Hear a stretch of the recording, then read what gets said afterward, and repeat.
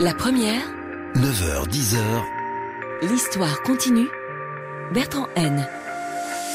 En fait, maintenant, il y a une fumée. Elle paraît plutôt blanche. A priori, il y aurait donc un pape. Gaudium Magnum, habemus papam.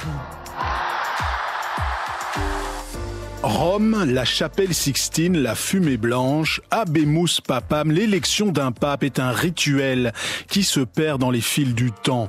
Un rituel entouré du secret du conclave, mais que les médias du monde entier adorent suivre en direct, donnant une portée universelle à l'événement. Il y a 12 ans, le pape François était élu sur le trône de Saint-Pierre, premier pape latino-américain, premier pape jésuite. Il était porté par un immense espoir, remettre de l'ordre dans une église en crise, marquée par la renonciation surprise de son prédécesseur, Benoît XVI. François est mort, l'occasion de raconter l'histoire de son élection et de mesurer son action à la tête de l'église catholique. La première, l'histoire continue. Bienvenue à toutes et tous dans ce nouveau numéro de l'histoire continue. Le pape François est mort, on a donc décidé de revenir 12 ans en arrière et de vous raconter le moment de son élection. Les plus attentifs et attentifs d'entre vous se souviendront peut-être qu'il y a 2 ans, nous avions déjà consacré une émission à l'élection du pape François et plutôt que de la rediffuser, nous avons décidé de la remettre à jour. Le récit que nous avions fait à l'époque est toujours d'actualité, mais nous vous proposons une nouvelle discussion avec un invité que nous avons enregistré ce jeudi, 3 jours après la mort du pape François. Bonjour Denis Pelletier. Bonjour. Vous êtes historien et sociologue des religions à Paris. Vous êtes l'auteur de nombreux ouvrages sur l'histoire du catholicisme. Entre autres, je n'en cite qu'un, Les catholiques en France de 1789 à nos jours. Je vous propose donc un retour 12 ans en arrière, en 2013. Benoît XVI, qui a succédé à Jean-Paul II, renonce au trône de Saint-Pierre, devient pape émérite. Une première depuis le XVe siècle. La renonciation du pape Benoît XVI était une surprise presque totale à l'époque et l'explication officielle, la fatigue physique, n'a pas convaincu tout le monde. Beaucoup citaient les difficultés du pape à réformer la curie, les affaires de pédocriminalité qui sont aussi venues ternir son mandat et fournit d'autant d'explications possibles à sa renonciation. Du coup, le pape François était très attendu comme celui qui devait remettre de l'ordre, réformer l'Église ou, comme selon ses propres mots, poser un regard neuf sur l'Église. Y est-il parvenu en 12 ans? C'est la question principale à laquelle on va tenter de répondre dans la discussion qui va suivre le récit. Mais donc, avant, on se replonge dans nos archives, direction Rome en 2013.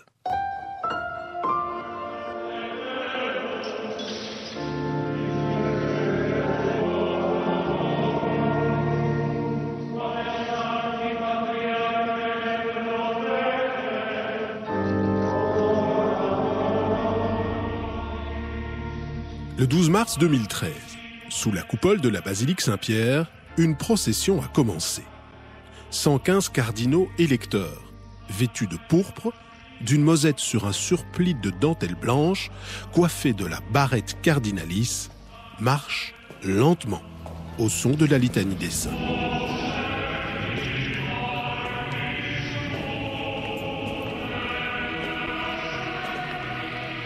Ils entrent dans la chapelle Sixtine pour un conclave. Tout ici est symbole. Chaque parole, chaque geste est ritualisé pour s'inscrire dans le temps long. Les plafonds qui racontent les évangiles surveillent la scène. Les 350 figures peintes par Michel-Ange il y a 5 siècles attendent un nouveau pape. À 17h34, le maître des cérémonies liturgiques pontificales s'avance vers les caméras et photographes qui montrent ce moment hors du temps.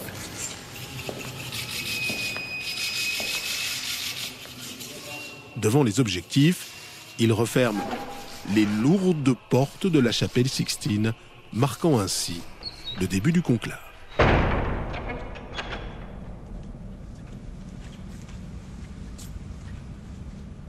Le huis clos est désormais complet. Chaque cardinal prête serment et écrit sur un papier le nom de celui qu'il souhaite élire pape. Après un premier dépouillement, les bulletins sont brûlés. Une fumée noire s'échappe dans le ciel de Rome, indiquant que le conclave n'a pas réussi à élire un chef pour l'Église catholique. Une deuxième fumée noire, le lendemain midi, et puis, après 5 tours de scrutin, le 13 mars, en soirée. 5e depuis le début de ce conclave, et ça y est, en fait, maintenant il y a une fumée. Difficile de dire si elle est noire ou blanche. Elle paraît plutôt blanche. A priori, il y aurait donc un pape. Sur la place Saint-Pierre, des milliers de fidèles se mêlent aux curieux qui sont là pour entendre le nom de celui qui va prendre la tête d'une église qui compte plus d'1 milliard de baptisés. À 19h06, les rideaux situés derrière la fenêtre centrale de la façade de la basilique Saint-Pierre commencent à bouger. Puis, la fenêtre s'ouvre. Le cardinal français Jean-Louis Torrent s'avance sur le balcon tendu vers la foule. Un grand livre est ouvert devant lui. Il prononce l'immuable formule. Annuncio vobis gaudium magnum. Habemus papam.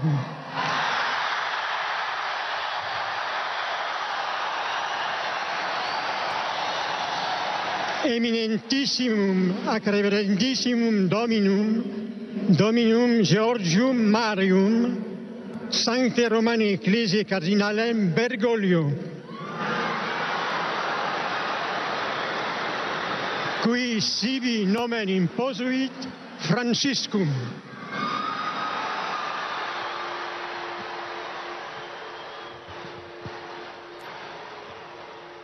Le cardinal argentin Jorge Mario Bergoglio apparaît une petite heure plus tard, au même balcon.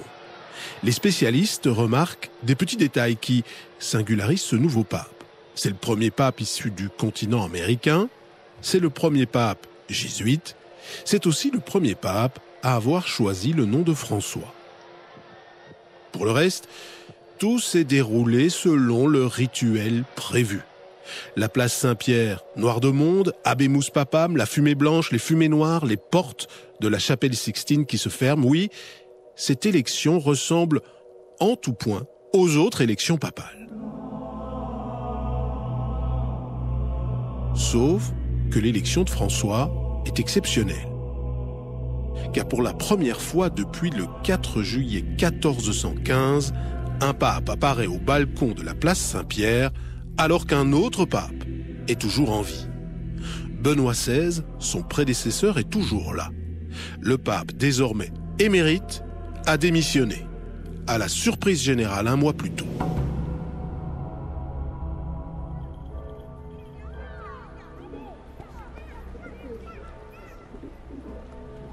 Le 11 février 2013 commence comme un jour normal au Vatican. Les pigeons roucoulent autour des 140 statues qui ornent la vaste place Saint-Pierre. Le programme du pape Benoît XVI est minuté et divulgué aux journalistes, comme à l'habitude. Pas de changement, de la routine pour Joseph Ratzinger, cardinal allemand, devenu pape après la mort de Jean-Paul II en 2005. À 11h, le pape tient un consistoire, une réunion de cardinaux destinés à faire le point sur plusieurs béatifications. Comme de tradition, le consistoire se tient en latin. La réunion, un brin soporifique, n'attire pas vraiment les journalistes. Ils ne sont que quelques-uns dans la salle de presse qui retransmet la séance. Puis, le pape Benoît XVI prend une feuille et débite sur un rythme monotone des phrases en latin. Dans la salle de presse, Giovanna Chiri, envoyée par l'agence de presse italienne ANSA, saute sur son téléphone. Elle croit avoir compris, le pape démissionne. Ad conditionem certam perveni vires mias, Après avoir examiné ma conscience devant Dieu à diverses reprises, je suis parvenu à la certitude que mes forces, en raison de l'avancement de mon âge, ne sont plus aptes à exercer adéquatement le ministère pétrien. Je suis bien conscient que ce ministère, de par son essence spirituelle, doit être accompli non seulement par les œuvres et par la parole, mais aussi, et pas moins, par la souffrance et par la prière. Cependant, dans le monde d'aujourd'hui, suite à de rapides changements et agité par des questions de grande importance pour la vie de la foi, pour gouverner la barque de Saint-Pierre et annoncer l'Évangile, la vigueur du corps et de l'esprit est aussi nécessaire, vigueur qui, ces derniers mois, s'est amoindrie en moi d'une telle manière que je dois reconnaître mon incapacité à bien administrer le ministère qui m'a été confié. Giovanna Chiri téléphone au porte-parole du Vatican, mais il ne peut lui confirmer la nouvelle car le pape n'a prévenu personne ou presque de sa décision. Les vaticanistes, qui d'habitude annoncent à l'avance, les décisions les plus importantes n'ont rien annoncé. Les porte-paroles qui distillent savamment des bribes d'informations pour maintenir l'attention n'ont rien distillé.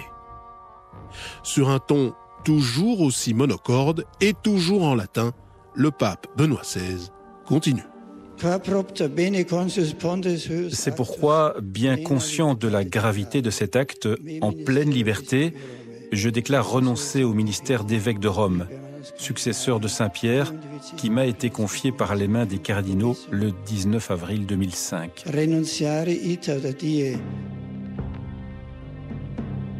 Le mot est lâché. Enfin, pour ceux qui, nombreux, hésitaient encore sur la portée des mots prononcés, renonciation. Benoît XVI n'insiste pas vraiment sur ce mot, il ne s'arrête même pas, il continue sur le même tempo rapide et sur le même ton, comme si la renonciation, du jamais vu depuis le XVe siècle, était un détail de l'histoire. Enfin, il termine en demandant pardon. Frère très cher, du fond du cœur, je vous remercie pour tout l'amour et le travail avec lequel vous avez porté avec moi le poids de mon ministère et je demande pardon pour tous mes défauts. Le pape Benoît XVI pose sa feuille, il reçoit l'accolade d'un cardinal présent dans la salle. Giovanna Chiri, depuis la salle de presse, ne reçoit toujours aucune confirmation du porte-parole du Vatican. Elle a pourtant bien compris. Elle connaît assez bien le latin. Elle décide alors de publier. L'agence de presse ANSA sera la première à annoncer la nouvelle. Un scoop mondial. Le journal. Présenté par Marie-Laure Stézel, bonjour. Bonjour, un journal qui sera très largement consacré à la démission du pape Benoît XVI. Le souverain pontife a annoncé qu'il quitterait ses fonctions pontificales le 28 février prochain. Ses forces, dit-il, se sont amoindries à un point tel qu'il n'est plus en mesure de remplir sa mission. Dans les heures qui suivent, la RTBF, comme les radios et télévisions du monde entier, entre en mode spécial. Avec une question, pourquoi donc le pape, dont l'état de santé ne s'est pas subitement dégradé, pourquoi donc le pape choisit-il de poser un acte aussi lourd de conséquences et aussi historique? Pour beaucoup, l'épuisement physique n'explique pas à lui seul la décision. Benoît XVI, décédé le 31 décembre 2022, a sans doute emporté définitivement la réponse avec lui. De son côté, le pape François a célébré ses 10 ans de pontificat. Récemment hospitalisé, la rumeur enflait déjà qu'il pourrait, lui aussi un jour, renoncer au trône de Saint-Pierre. La première, L'histoire continue. On évoque donc cette élection de François, du pape François, il y a 12 ans, avec Denis Pelletier, historien et sociologue des religions. Alors, ce récit, il a été écrit il y a 2 ans. À la fin, vous avez entendu, on concluait en disant que la rumeur d'une renonciation enflait alors au Vatican après les premiers problème de santé du pape François, eh bien, il a finalement décidé d'aller jusqu'au bout. Denis Pelletier, on imagine que c'est un choix délibéré, mais comment est-ce que vous l'expliquez? Car après l'épisode de Benoît XVI, on se disait que la renonciation n'était plus un tabou. Non, la renonciation n'est plus un tabou, et la question s'est certainement posée au pape François. Qu'il n'ait pas renoncé, ça correspond assez bien à ce qu'on sait de son caractère, c'est-à-dire que c'est un homme d'autorité, c'est un homme de combat, et je pense qu'il a voulu mener un certain nombre de choses jusqu'au bout. Le récit le racontait bien. Lorsque François a été élu pape, il est apparu comme un pape de transition, inscrit dans une situation un tout petit peu compliquée, pas tout à fait légitime, parce qu'il y avait un pape honoraire qui restait à proximité. Je pense qu'il a conçu son pontificat à partir de cette situation, en sachant qu'il pourrait ouvrir un certain nombre de chantiers, qu'il ne pourrait pas les mener jusqu'au bout. Et il se trouve que sa santé a été meilleure qu'on ne l'attendait, ça a duré plus longtemps, et il a continué de mener ce travail d'ouverture de réforme jusqu'au bout, avec encore une fois la conviction qu'il n'arriverait pas à le mener à bien, mais qu'il fallait avancer le plus possible, quitte à laisser à ses successeurs la possibilité de poursuivre ou de ne pas poursuivre son œuvre. Oui.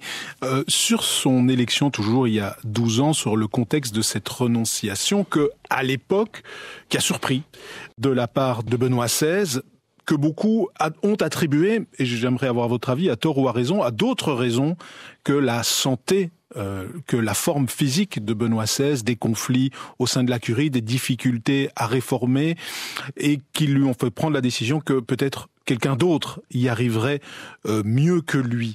Est-ce que vous avez l'impression que le pape François a su aller plus loin et ouvrir des portes que n'avait peut-être pas réussi à ouvrir Benoît XVI? On ne saura jamais exactement, ou on saura peut-être un jour pourquoi Benoît XVI a démissionné. La fatigue est sûrement une raison. Ce métier est un métier épuisant. Par ailleurs, tout l'itinéraire de Ratzinger, de Benoît XVI, montre que c'est un très bon historien de la théologie, c'est un vrai spirituel, c'est pas un bon politique. Il s'est souvent trouvé en opposition, en difficulté. Il a probablement été en difficulté avec la curie et avec les bureaux.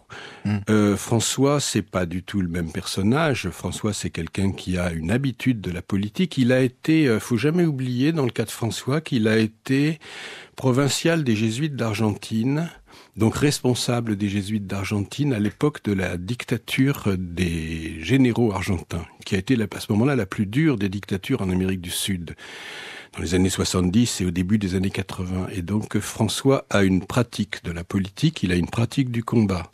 Et donc il a immédiatement lancé un certain nombre de chantiers qui concernent à la fois Rome, c'est-à-dire l'organisation romaine, les finances, la curie, et qui concerne ensuite un certain nombre de points plus généraux de l'Église universelle. Donc il a immédiatement lancé ses combats. Il a certainement fait un certain nombre d'ouvertures que Benoît XVI n'était pas capable de faire et que probablement Benoît XVI n'avait pas envie de faire. Oui, donc un pape plus politique qui a succédé à un pape qui était plus théologien, si je vous entends, sur cette personnalité du pape François qui apparaissait à beaucoup au début et même peut-être jusqu'à la fin comme un pape un peu bonhomme, un pape proche des gens, qui n'hésitaient pas à user de formules qui ont été jugées parfois provocantes, mais en tout cas directes. Et ce que vous venez de dire, vous avez dit le mot autorité, pape autoritaire. C'est peut-être surprenant pour ceux qui voient les affaires de l'Église catholique de loin. On a plutôt l'impression d'un pape un peu le bon grand-père, le bonhomme, quoi. Oui, mais ce bonhomme est jésuite, il est latino-américain, il a, encore une fois, il a été confronté à un pouvoir politique quand il était jeune homme. Et donc François, c'est un personnage assez complexe. C'est quelqu'un qui, dans ses écrits, dans ses prises de parole, pratique quelquefois le propos à la va-vite, le propos un peu approximatif, le propos aussi chaleureux. C'est quelqu'un qui peut se mettre en contradiction avec lui-même, qui peut se mettre en difficulté de ce point de vue-là. Je pense que pour autant, c'est un jésuite, il est pas moins théologien que ses prédécesseurs. Il connaît sa théologie, il connaît son ecclésiologie. Donc je pense qu'il y a quelque chose qui relève du personnage lui-même, de son caractère, et en même temps qui est de l'ordre de la stratégie. Comment parler pour être entendu quand on sait qu'on a énormément d'adversaires à l'intérieur de l'Église. Donc cette dimension-là est vraiment une dimension importante. Et par ailleurs, c'est quelqu'un qui, effectivement, tout en étant assez conservateur sur le plan théologique, sur le plan notamment de la théologie morale, s'il n'était pas conservateur sur ce plan-là, il ne serait pas devenu pape. Tout en étant donc assez conservateur, il a compris qu'un certain nombre de choses devraient bouger. Et il y a cet épisode tout à fait passionnant et fascinant où, quelques jours après son élection, s'adressant aux cardinaux qui viennent de l'élire, il leur passe un savon assez brutal en leur expliquant que ils aiment trop le pouvoir, qu'ils aiment trop le confort et que les choses vont changer. Et donc on voit très immédiatement se poser les bases de ce que sera ensuite le pontificat de François. Eh bien, ce pontificat de François, on va continuer à essayer de comprendre de quoi il a été fait, quelle est la marque qu'a laissé le pape François sur l'Église catholique. Mais avant ça, I Come in Peace, Joe Cocker.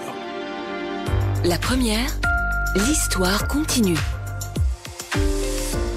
Alors, on essaye de dresser un bilan de l'engagement du pape François pendant 12 ans à la tête de l'Église catholique. Qu'est-ce qu'il laisse comme Église? Quel est son legs, son héritage? Il y a beaucoup de choses à dire avec Denis Pelletier, qui est historien des religions. Et on va essayer d'abord de c'est un choix que j'ai fait, mais qui me semble justifié, vu l'ampleur que ça a pris pendant tout son pontificat. C'est la question notamment des migrants. Premier marqueur de son engagement, le pape François se nomme déjà comme Saint François d'Assise. Il veut une église pauvre et il se rend à Lampedusa, l'île italienne où arrivent chaque année des milliers de migrants, et il y tient ce discours. La culture du bien-être qui nous empêche de penser à nos hôtes nous rend insensibles aux cris d'autrui. Cela aboutit à une globalisation de l'indifférence. Globalisation de l'indifférence, matérialisme ou critique du matérialisme de nos sociétés, ce qui explique pour le pape François notre attitude face aux migrants. Ça reste un des marqueurs forts de son pontificat. Denis Pelletier, pourquoi ce sujet-là? Pourquoi comme ça? Pourquoi cette visite à Lampedusa? Et pourquoi aussi il n'a pas dévié dans le temps? Pendant 12 ans, il a gardé ce cap. Les papes, particulièrement les papes du XXe siècle, c'est des gens, ça commence avec Benoît XV face à la guerre de 14-18, c'est des gens qui arrivent à Rome et qui se trouvent confrontés à une conjoncture, et une conjoncture dans laquelle ils doivent parler pour les catholiques, mais dans laquelle des gens qui ne sont pas catholiques, des États qui ne sont pas chrétiens, des sociétés qui ne sont pas chrétiennes attendent qu'ils aient une parole. Et c'est une des manières à travers laquelle se définit aujourd'hui l'universalisme du catholicisme, puisque le catholicisme se définit comme une religion à portée universelle. François, il a été confronté à ce qu'on appelle la crise des migrants, et il a pensé l'universalisme du catholicisme à partir de la figure du migrant. Si vous lisez son encyclique de 2020 sur la fraternité, Fratelli Tutti, c'est une encyclique sur la fraternité et l'amitié sociale. Il y a toute une réflexion sur l'idée que on peut penser l'universalisme catholique à partir du migrant, parce que le migrant, c'est mon frère sur la frontière. Le migrant entend qu'il se déplace, entend qu'il est aussi pauvre, et François vient d'une église qui est attentive à la question des pauvres, et il vient d'une tradition théologique qui est attentive à la notion d'église pauvre. François pense donc l'universalisme de la catholicité à partir de la figure du migrant. Le migrant sur la frontière, et donc ça a une véritable résonance en termes, je dirais, théologiques et ecclésiologiques d'une pensée de l'Église, et ça a évidemment des échos en termes politiques, puisque la question des migrations a envahi l'espace public international au cours de son pontificat. Et il a envahi aussi l'Église catholique, d'ailleurs, avec pas mal de courants dans l'Église catholique qui s'opposent désormais de manière frontale à l'immigration, jugée massive, jugée même parfois à l'origine d'un grand remplacement dans l'extrême droite, une partie de l'extrême droite européenne. Et il fait ce choix alors qu'il sait que ces tendances sont à l'œuvre et qu'elles ont même tendance à monter, notamment dans les églises catholiques d'Occident. Sa dernière rencontre, c'était avec J.D. Vance, le vice-président américain, récemment converti au catholicisme et qui a une ligne très opposée à celle du pape François. C'était donc un choix, et on revient peut-être à notre première observation, politique aussi du pape François. C'est un choix politique au sens noble du terme, c'est-à-dire c'est un choix qui concerne l'espace public mondial. C'est la phrase qu'on trouve aussi dans Fratelli Tutti, chaque pays est aussi le pays de l'étranger. C'est-à-dire ce n'est pas parce que vous n'êtes pas citoyen d'un pays que vous n'avez pas les droits aux droits humains. Et c'est effectivement une prise de position qui est à la fois politique et religieuse, qui lui crée énormément de difficultés à l'intérieur de l'Église et à l'extérieur. Et l'affrontement avec J.D. Vance, l'affrontement avec l'administration trumpiste auparavant, est très révélateur de quelque chose qui se passe à l'intérieur de l'Église catholique et dans le cadre d'une Église catholique qui se globalise, qui est la montée d'une forme de radicalisme catholique dont vous avez parlé, qui prend, en Europe, c'est toute la reprise de la thématique du grand remplacement, mais vous avez des thématiques analogues en Amérique, vous avez des thématiques analogues dans certains pays d'Afrique. Il y a une vraie montée, je dirais, transnationale et dans le cadre de la globalisation, d'un discours très radical sur la guerre civilisationnelle, sur la guerre de civilisation. Et ça, c'est quelque chose contre lequel François s'est énormément battu. Oui, quelque chose de l'ordre d'un catholicisme plus universaliste contre un catholicisme qui serait plutôt identitaire, ce qui a fait classer très souvent par des observateurs parfois éloignés de la chose vaticane, mais le pape de progressiste ou pape de gauche, vous l'historien des religions, comment vous jugez ce qualificatif de progressiste? Est-ce qu'on peut l'appliquer au pape François? Ça dépend ce qu'on entend par progressiste. Théologiquement, François n'est pas un progressiste. C'est plutôt un conservateur. On l'a vu dans ses prises de position sur les politiques de fin de vie, sur les manières de naître et de mourir. On l'a vu dans ses prises de position sur les politiques de genre, sur la vie intime, etc. Donc c'est quelqu'un qui est conservateur. Mais c'est aussi quelqu'un qui vient d'Argentine, qui a un regard d'Argentin sur le monde et sur l'Église, qui n'est pas tout à fait le même que celui que pouvaient avoir des papes européens. C'est quelqu'un qui a compris, tout en étant conservateur, qu'il fallait que les choses bougent, qu'il fallait que l'Église commence à bouger. Et donc, il essaye d'ouvrir un certain nombre de chantiers, un certain nombre de voies, sans renoncer à sa théologie conservatrice, mais en déconcentrant en quelque sorte la prise de décision. Tout ce qu'on a entendu au cours des dernières années de son pontificat autour de la synodalité, c'est de cet ordre. Et ça, il faut peut-être expliquer à ceux qui ne connaissent pas du tout le mot synodalité. Qu'est-ce qu'il a voulu faire, le pape François, dans ce synode sur la synodalité? C'est un peu compliqué. La synodalité, c'est l'idée selon laquelle les décisions se prennent collectivement et non pas individuellement depuis le centre romain. Et la synodalité telle que l'a fait fonctionner François, c'est l'idée que les décisions peuvent se prendre collectivement et localement, régionalement. C'est-à-dire que ce que François a mis en œuvre de manière assez intelligente, c'est la possibilité pour les épiscopats locaux de prendre des décisions pastorales, de prendre des décisions en matière de pastorale, en matière de gestion du quotidien en quelque sorte, qui soient plus ouvertes que ce que dit doctrinalement le centre romain. Et donc, il ouvre un certain nombre de portes, il ouvre un certain nombre de fenêtres comme ça, il donne une forme de liberté et il tient compte du fait que l'Église catholique est elle-même très divisée à l'échelle du monde. Donc, il donne la possibilité que là ou ailleurs, ici ou là les choses se mettent à bouger, sans pour autant remettre en cause la doctrine dans son ensemble.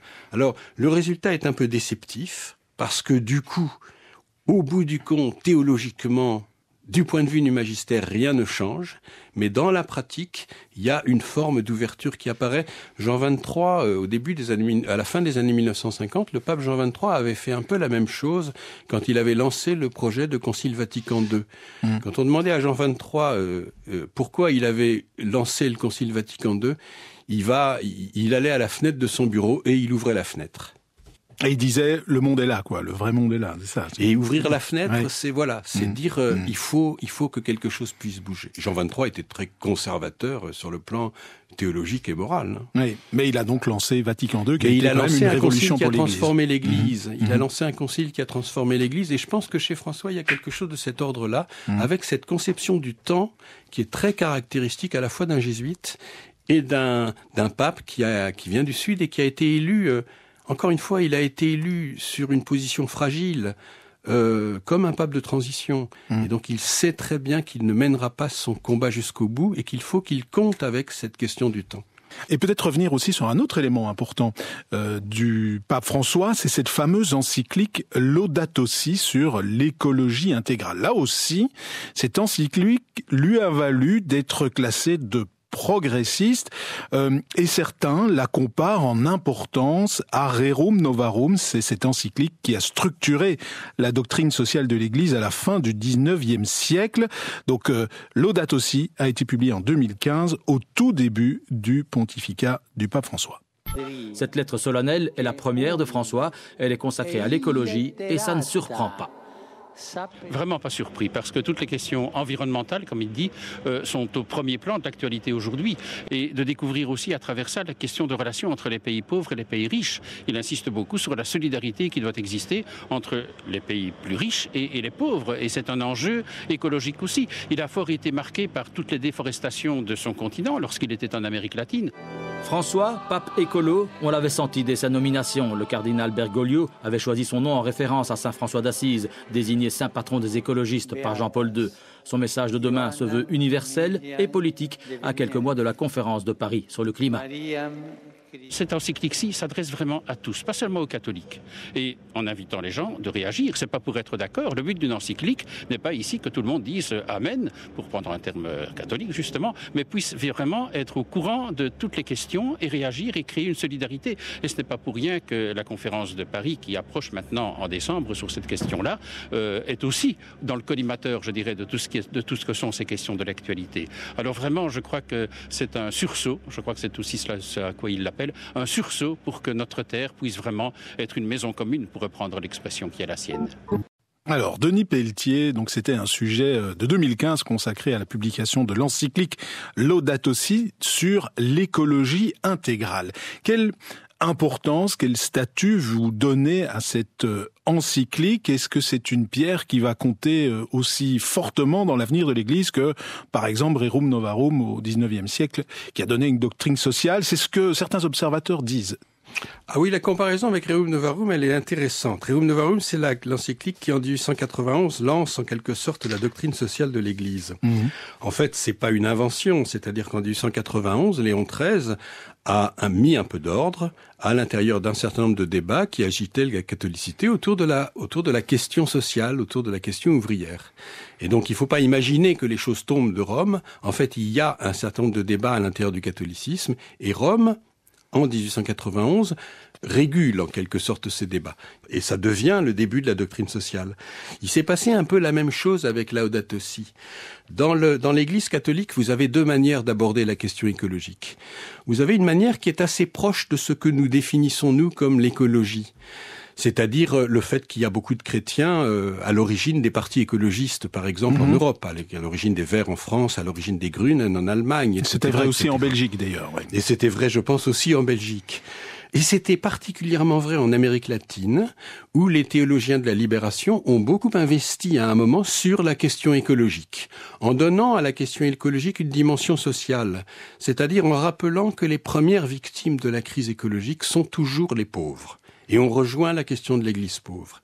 Et puis il y a un deuxième courant qui est un courant conservateur et qui dominait à Rome sous Jean-Paul II et sous Benoît XVI, qui utilise la thématique de la biodiversité et de la défense des victimes de l'industrialisation, du progrès, du libéralisme, etc., pour développer un discours très conservateur sur le plan de la morale intime. C'est au nom de la biodiversité, c'est au nom de l'équilibre avec la nature, c'est au nom d'une pensée de la nature que Benoît XVI ou Jean-Paul II se sont opposés aux politiques de la vie, aux politiques du genre, etc., etc. Et l'intérêt de l'encyclique de 2015, c'est la manière dont François y reprend les deux traditions à travers ce qu'il appelle une écologie intégrale. C'est-à-dire qu'il ne renonce pas à la dimension conservatrice du discours écologique qui lui vient de ses prédécesseurs et à laquelle je pense qu'il adhère, mais en même temps, il reprend à son compte l'autre dimension, qui est la vraie dimension écologiste au sens j'ai envie de dire laïque du terme, qui est la vraie dimension écologique et qui est celle qui est la nôtre. Et donc, il a véritablement fait une sorte de tri à l'intérieur de ce qui existait, des débats dans l'Église, et il a ouvert, là encore, un certain nombre de portes. Le prénom François, qu'il a choisi, est très intéressant de ce point de vue-là. Saint François d'Assise, c'est le frère universel, mais c'est aussi celui qui parle à mon frère le loup. C'est celui auquel les oiseaux viennent parler.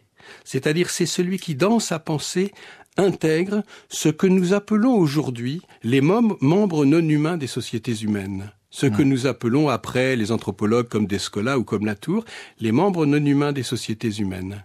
C'est-à-dire prendre en compte la nature comme un véritable partenaire dans la construction d'un avenir commun. Et ça, c'est quelque chose qui est vraiment nouveau du point de vue du discours romain. Et qui est donc un apport de François sur l'Église catholique. Là-dessus, cette encyclique-là, vous partagez le constat de l'importance de l'encyclique. Alors, on arrive quasiment à la fin de l'émission et on a beaucoup de sujets qu'on aurait aimé aborder. J'aimerais peut-être un quand même sur lequel, surtout aujourd'hui, le pape François a été critiqué. C'est ses déclarations notamment sur la guerre en Ukraine, son pacifisme, on pourrait dire quelque part intégral aussi, qui, selon pas mal d'observateurs, était déplacé ou n'a pas compris les enjeux de la guerre en Ukraine. Peut-être là-dessus, comment vous jugez l'action du pape? Alors, en matière géostratégique, l'accord qu'il a passé avec la Chine pour tenter de soulager un petit peu la petite communauté catholique chinoise, la poignée de main avec Vladimir Poutine, quand même en 2009, quelques années après l'invasion de la Crimée. Bon, comment est-ce que vous jugez son action géostratégique? François, c'est un pape du Sud, c'est un pape qui vient d'Argentine. Il a un autre regard sur la géostratégie. Il a compris aussi que le centre de gravité du catholicisme bascule vers le Sud. Et donc, le regard qu'il porte sur le monde, c'est un regard d'Argentin. C'est aussi le regard de quelqu'un qui est dans une catholicité qui était majoritaire et qui est toujours majoritaire, mais qui se trouve confronté à la montée des pentecôtistes. Comme il vient du Sud, il est sensible au fait qu'en Asie, en Afrique, deux catholicités extrêmement dynamiques, ces catholiques sont très minoritaires chez eux. Donc il a un regard sur le monde qui est plus tout à fait le même que ses prédécesseurs. Et par conséquent, c'est un pape qui s'oppose à la guerre, qui est pacifiste de manière plutôt plus forte que ses prédécesseurs, notamment Jean-Paul II. Et oui, c'est un pape qui ne comprend pas bien ce qui se passe en Europe. Et de ce point de vue-là, il a probablement mal compris ce qui se passait entre la Russie et l'Ukraine, d'où ces prises de position très systématiquement pacifistes, alors même que nous souhaitions, nous, qu'il prenne des positions en faveur de l'État agressé qui est l'Ukraine. Je crois que c'est une des composantes de sa pensée, et c'est quelque chose que nous voyons dans le monde actuellement. Il pense le monde à partir du Sud. Et c'est aussi le pape qui appelait tous les jours des catholiques de Gaza. Et j'ai appris récemment. C'est aussi le pape qui appelait tous les jours des chrétiens de Gaza des catholiques de Gaza pour les soutenir. Et c'est aussi, vous l'avez dit tout à l'heure, le pape qui a essayé de réguler la relation entre Rome et la Chine. La catholicité chinoise est hyper minoritaire en Chine. Mais la Chine est un pays suffisamment important et hyper minoritaire en Chine. Les catholiques chinois pèsent davantage, en quelque sorte, dans l'histoire de l'Église que dans l'histoire de la Chine. Et donc, il doit en tenir compte.